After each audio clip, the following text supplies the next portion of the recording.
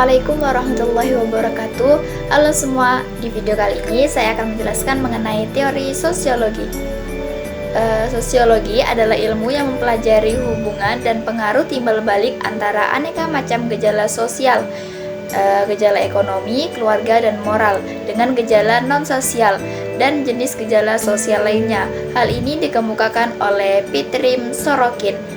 Sosiologi sastra adalah pendekatan yang menitik beratkan pada hubungan sosial yang berlaku pada pengarang dan pembaca.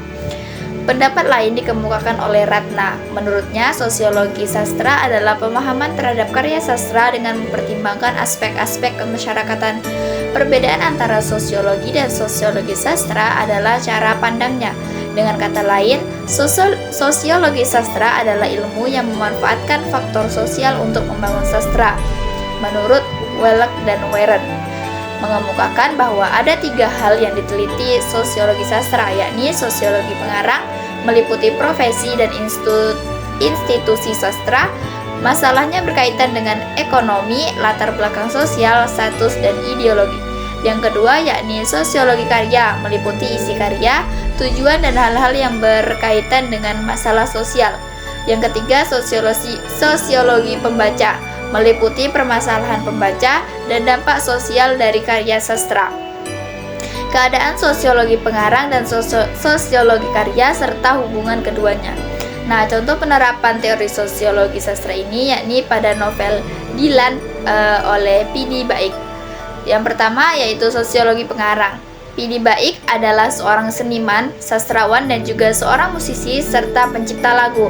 P.D. Baik berprofesi sebagai dosen di Institut Teknologi Bandung.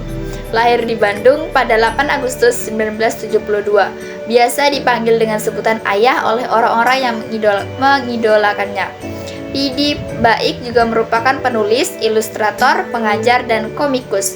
Karyanya yang paling terkenal berjudul Dilan, Dia Adalah Dilanku tahun 1990, kemudian Dilan, Dia Adalah Dilanku tahun 1991, dan Milea, Suara dari Dilan. Psikologi karya hasil dari analisis struktural dari novel Dilan, Dia Adalah Dilanku tahun 1991. Terdapat 2 tokoh utama yang saling berhubungan dalam pengembangan alur, dan terdapat 5 tokoh tambahan yang membantu pengembangan alur tokoh utama. Alur yang digunakan dalam novel ini ialah alur campuran, yaitu terdapat alur maju dan mundur karena terdapat cerita flashback di awal dan akhir cerita. Namun di antara kedua pengaluran tersebut yang lebih dominan adalah pengaluran maju atau alur progresif.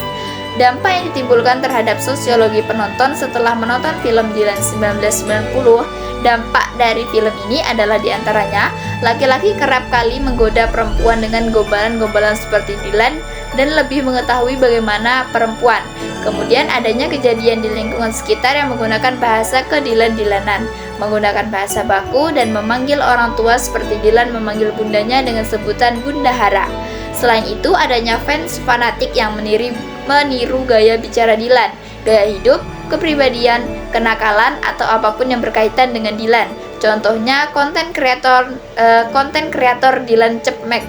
Novel ini menyebabkan terjadinya perubahan sosial dalam kehidupan seperti mengerti bagaimana caranya menghadapi anak yang tidak mau ikut aturan sekolah, perubahan menjadi kedilan-dilanan, perubahan pandangan bahwa hal yang sederhana itu lebih berkesan, perubahan dalam menghargai perasaan perempuan, namun tidak semuanya berpengaruh karena sebuah novel hanya sekedar bacaan.